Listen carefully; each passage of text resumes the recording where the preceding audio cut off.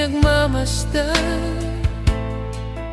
Pagkatapos lagi na kitang hinihintay, alam naman natin na tayo ay bagay. At biglang nagliyab ang aking damdamin. Sa puso ko ikaw lamang ang para sa akin.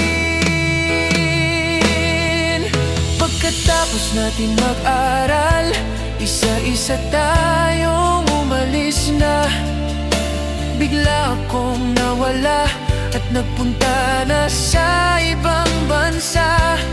Dumaan ang mga dekada, nagpakita ka sa social media. Nag-message ang anak mo kung ako nga ba ang kasintahan mo na matagal nang hinahanap at nawawala.